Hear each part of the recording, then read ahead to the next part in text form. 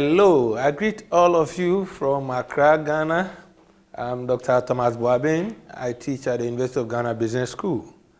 And I have been offered this great opportunity to share with you some ideas and some experiences when it comes to leadership and accountability on this noble yearly program.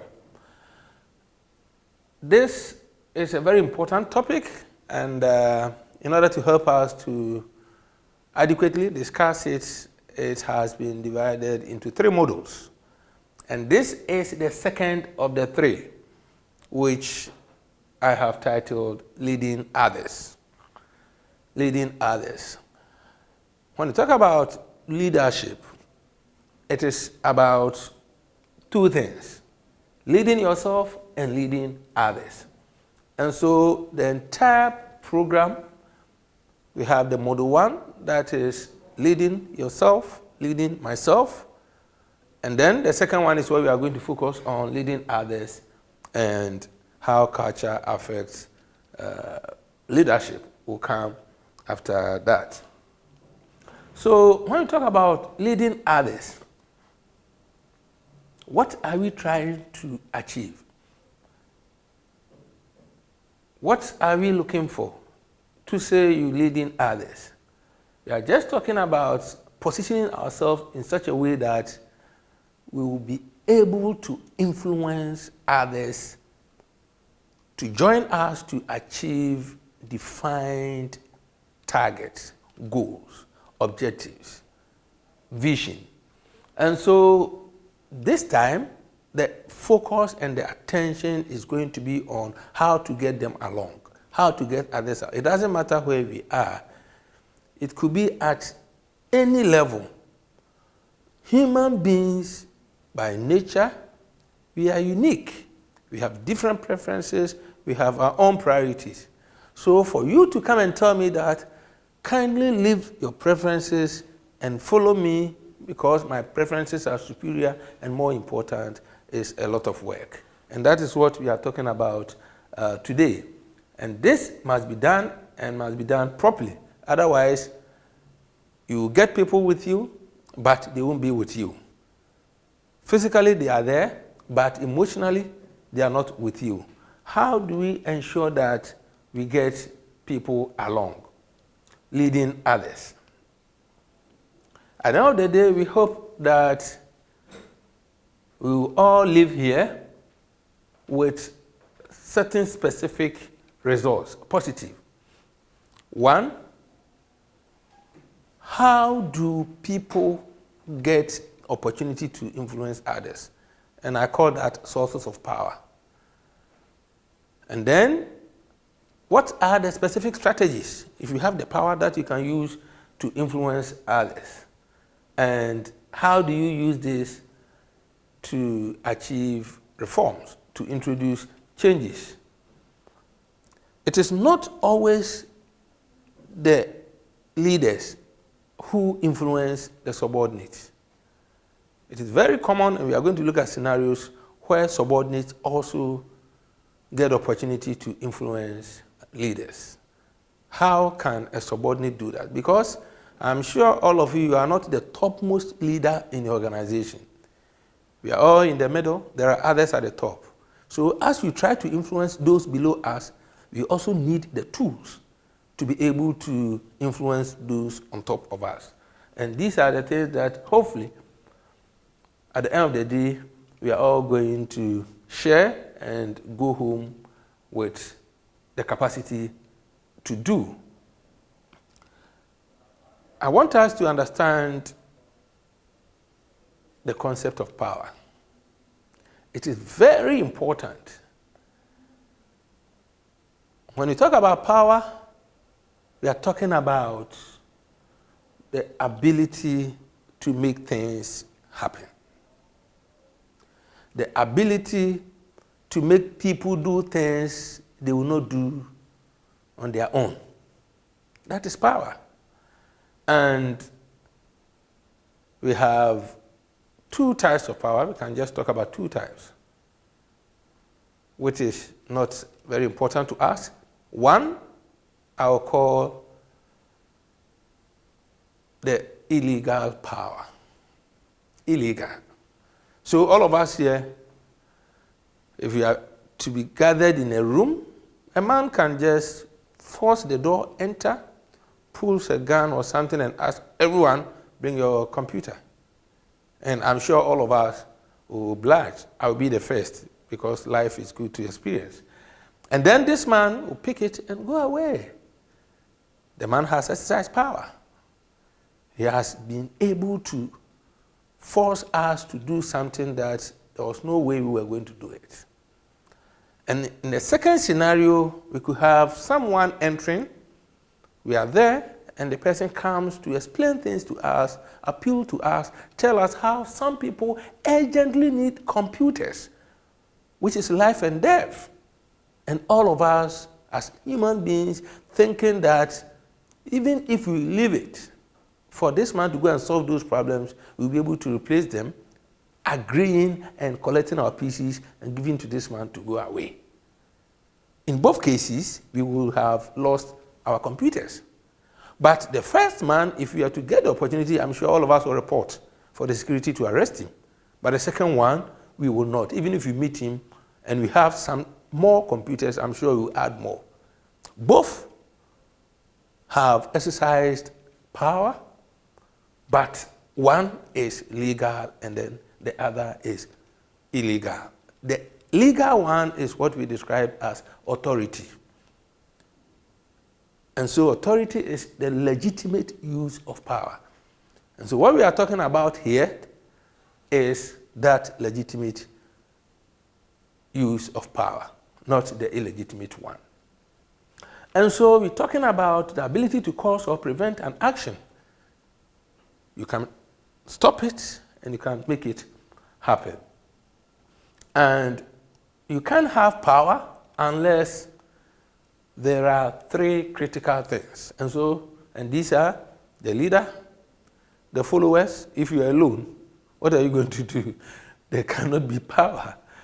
So a situation must be there must be subordinates, and the leader must be there. So we say that power is a function of these three because it is the relationship among these three. Power is used to influence subordinates, peers, superiors, clients, suppliers, and any stakeholder that has to do with what you are doing. Ability to control our environment is power. Capacity to influence outcome.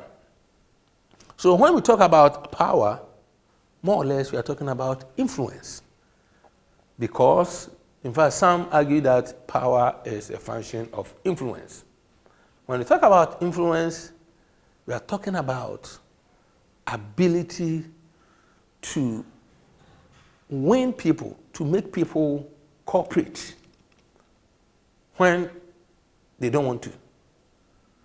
And so you say that I influence you to do this. What it means is that if not because of the strategies I used, you were never going to do it. And when it is done without coercion, that is what we are talking about here. The authority to make people do what the leader wants is what we are talking about as influence. It affects how people feel, and it affects how people think. And so, in your organizations, whatever you do is all about power and influence. A leader's job is to read these realities correctly and marshal sufficient power to influence the achievement of organizational objectives, where you want to go. In fact, in most cases, you, the leader alone, understand and appreciate the organizational goal. Especially where you have graduates who have been just recruited or employees who have just joined the organization. When they come, the thing they are thinking of is their first income, changing their clothes, getting a car or something. It's not you and your organizational goal. And so when they work hard, in most cases, you realize that they are working so hard because they are on probation, not because they share in the values. It takes time. And that depends on your ability to inculcate that spirit. And so as you get them along and they get their salary, and that with time, they will become socialized and they will buy into the organizational goal. And so to influence, and it's very important for us to understand because there are so many ways by which we can influence people to do things. Some are not sustainable. And that is what will make the leader ineffective leader. But some, you do it and the person unconsciously follows it without realizing that you are even introducing any influence. And sometimes they believe that they are doing it themselves, not you. But the reality is that you do it. So, as I mentioned earlier, when we talk about power, we are talking about a means of influencing. It is one of the ways by which we can influence. Where do people get power? Where do people get power from? Where? We call them bases of power. There are so many ways. And each source provides a particular power. The man who entered the room and pulled the gun, and we gave him our computers, what he used was based on fear. We feared for our life. That's why we gave out the computers. And so we say that that source, the base of that power, is coercive, force. Legitimate power is I am demanding it because of where I am. So, for instance, if all of us from all these African countries should gather in a room and I'm facilitating and leading you, I'm sure you all agree with me if I mention your name and ask you to kindly stand up and make a contribution or ask a question. You do it, you oblige. Not because of coercion, because you see me as the facilitator who has been given the legal basis to issue out instruction. So legitimate power, the one that our presidents, our legislative members, our organizational leaders exercise, they are legitimate. That is why otherwise my president was just an ordinary young man and had no business of asking me to do ABC. No. But today, even when he entered this room, I have to stand up. Stand ovation is because of legitimacy, because we all agree. Expert power, people will come and listen to you because you are the only one who has the skill to fix that machine. You are the only one who can work on that software. You are the only one who can install it on their machine. And so you, whatever they say, you will do it. Whatever these people will tell you, you follow. Why? Because they are, in quotes, better than you are, so far as that skill, that activity is. And so that power is expert power. We need to understand this so that we know when to use what. There are situations you can use expert power. You don't need to worry yourself with coercion and threats. Reward power. Yes. Once you do this, whoever comes to the office every day for the year gets this package. You are compelling people to come to work every day. By what? Not because of your position, not because you're forcing them, but because of the reward that they hope to receive someday. Personal traits, we call it referent power, is very close to charismatic power. And so you see that the person has certain things that are not so common. And people are willing to listen to them, people are willing to allow them to influence their lives. Access to information. People are so powerful, especially when it comes to networking in Africa. If you don't, they won't tell you. They will not give you the information, and you chase them for it.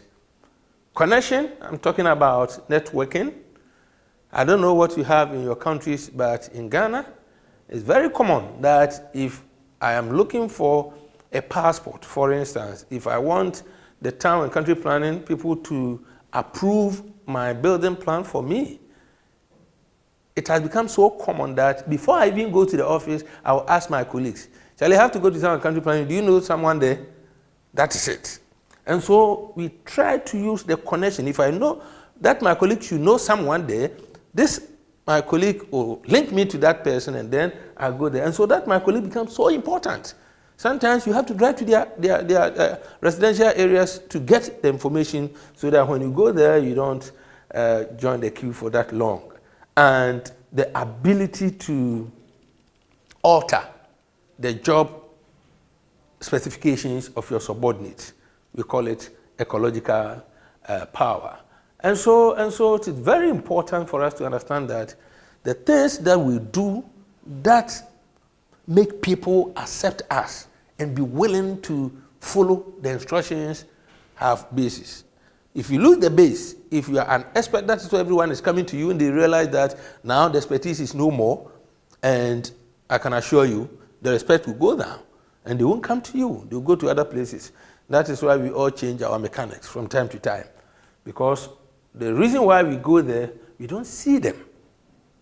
It is important for us to understand that the basis of the power determines the basis of the influence. And so I have tried to put few ones here, not all of them. For instance, you have organizational power. You find them position, reward, information, and punitive power. Punitive power is the same as coercive power, the threat. And then when it comes to the personal influence, you're talking about expert influence, referent influence, and peer influence. Peer influence is because you are colleagues. And then you have expert because you know more, and you have referent because you are perceived as having something that the others don't have. In organizations, the position you occupy, it doesn't matter your age, you have so much influence. The reward, your ability to give it to people. And so if I tell you in my personal example, it's very powerful, the reward power. In my personal example, I work for my school as the examinations officer. And as examinations officer, I do so many things and I work with so many people, and at the end of the day, I recommend how much they should be paid. And so you can just imagine that wherever I pass, people call me chief, boss, chief, boss. It doesn't mean I am, in fact, several of them are professors, they are senior lecturers, I'm only a lecturer. But they will just, because of the reward, the expectation that, something will come. It's very important. Information is there and punitive. And so if I should ask you, which ones, coming to the organizational level, which one do you think is more effective? I want you to think about it. Don't rush in concluding that the reward is more. No. Which one? And I know you'll get the answer right. There is none. None is more superior. It is the situation that determines. If in all situations you want to use the others, and because punitive sounds kind of barbaric, it sounds kind of backward, so you won't use it, you make a mistake. There are situations that you have to go punitive. And that is the question I asked you. So you should be able to use a combination of all these factors, looking at the context and the situation. It's very important. What are you trying to achieve? Do you hope to continue relating, or you want to terminate the relationship? That should also help you. And who are the people you are dealing with? I always say that whenever subordinates are engaged in activities that require brawn, that is physical, exertion of physical energy, no matter what, most people will try to avoid the work. When naturally an activity imposes pain, it generates pain on this natural body, people will do everything to minimize the period that they spend on those activities. And so therefore, in such a situation, how are you going to regulate behavior? It's very important for us to understand. But as I said, of all these sources and all these power bases, we need to. Some people may possess several of them.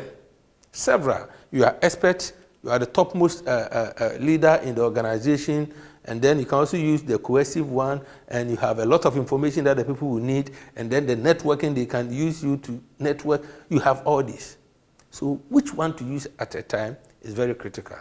And as I mentioned, there are so many considerations that we need to look at, because if you don't use the right combination, you get it wrong, and the followers may revolt, and that may hurt productivity.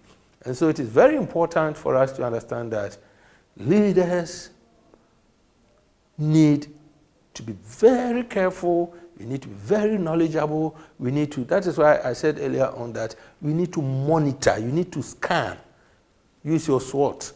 Otherwise, you do the wrong thing. Sometimes you do the right thing at the wrong time. Sometimes the right thing, but you're doing the wrong thing. Sometimes you're doing the right thing at the right time, but you're doing it the wrong way.